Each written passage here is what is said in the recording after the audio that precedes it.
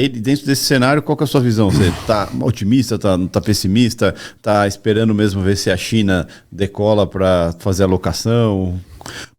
Eu, graças a Deus, eu no meu fundo não é de ações, né? Então eu não tenho essa preocupação.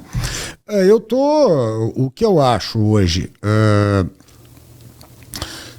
tem um risco de você ter num determinado momento, porque se você presta atenção, o mercado está extremamente leniente e conivente com esse ruído todo.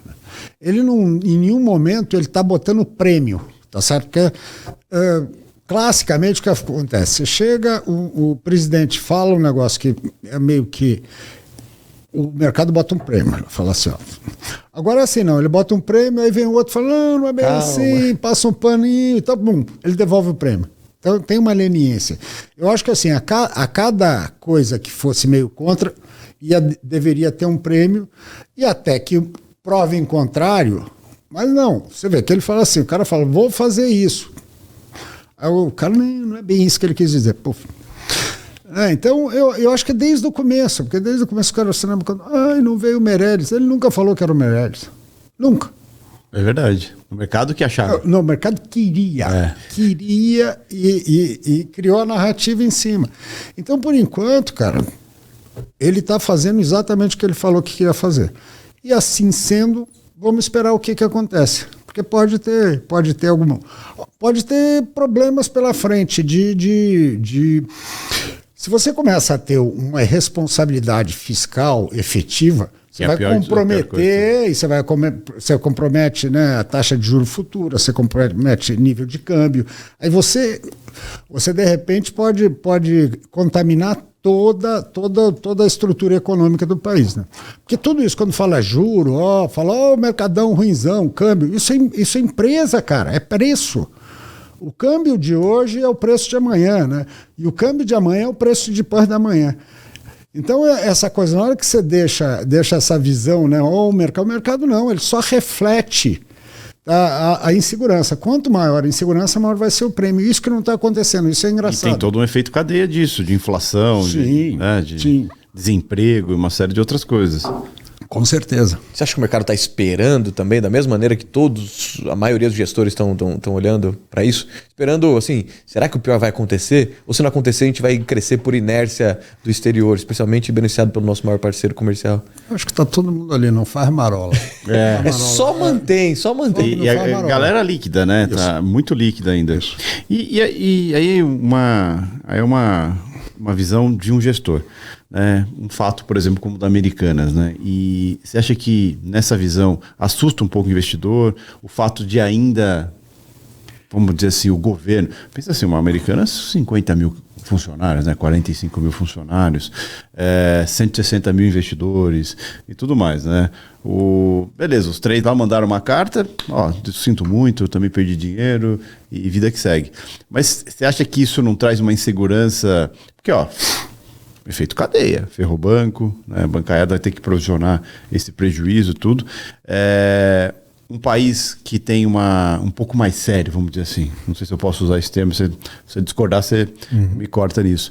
Mas mais sério, mais preocupado com essas questões, até para não ser algo repetitivo, que aconteça de novo com outras empresas. Você acha que o governo deveria intervir alguma coisa disso? Para evitar para dar um bom exemplo, vamos dizer assim. Acho que nesse aspecto, porque machucou muita gente. Sim. E foi algo que vem acontecendo há muito tempo, que todo mundo estava pianinho quanto a isso. Impossível você dizer que não se sabia, alguém sabia, né?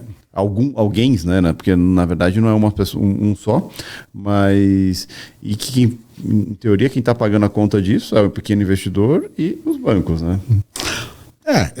Esse negócio eu acho assim, o governo intervir, eu acho um horror, sabe? Só de falar em intervenção de governo, não fala que eles vão inventar Americanas Braz, sabe? E contratar mais 50 mil.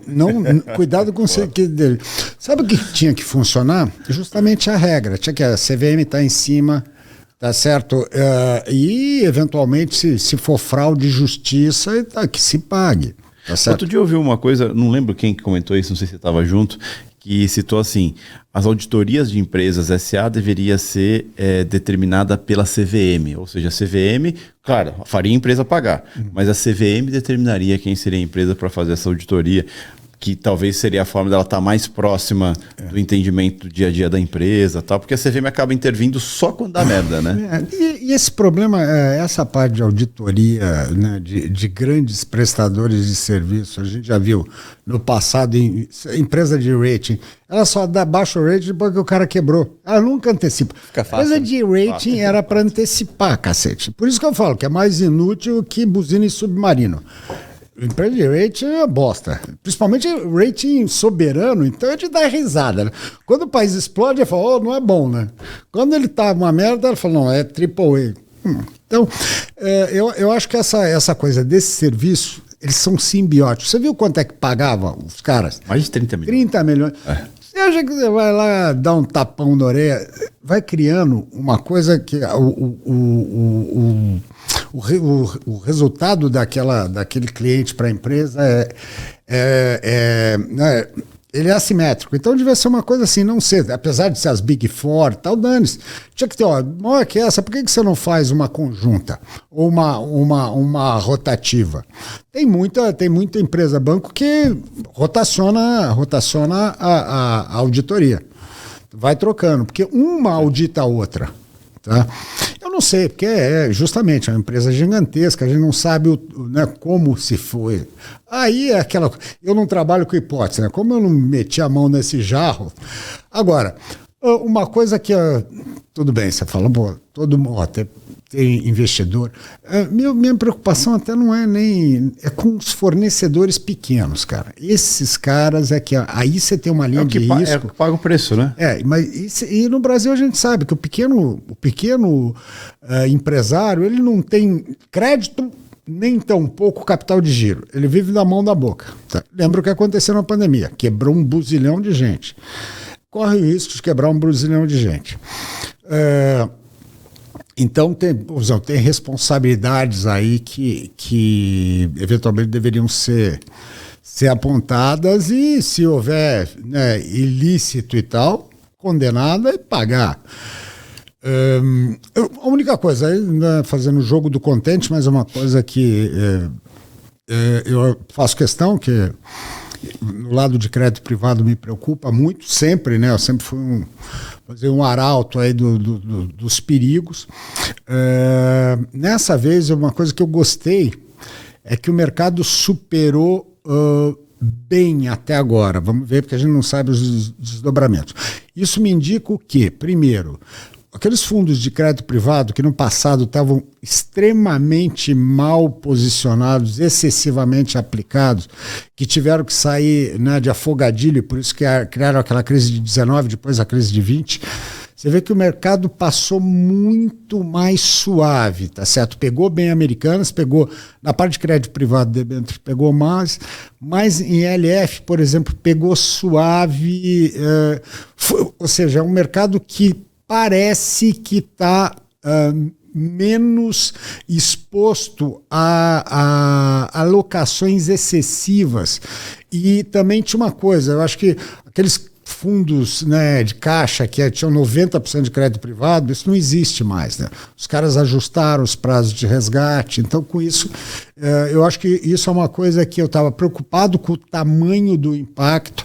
No começo da semana passada o mercado estava bem esquisito, chegou a apertar um pouquinho até quinta, mas depois já veio mudando. Então, isso é saudável, isso é um mercado melhorando a qualidade dele. Mais maduro, né? E a saúde mesmo da coisa. Porque é uma preocupação que o nosso mercado secundário, ele não cresce, né? É muito louco. O mercado primário cresceu muito, o secundário continua do mesmo tamanho há 3 anos, sendo que o estoque triplicou, né? Então, isso é muito preocupante.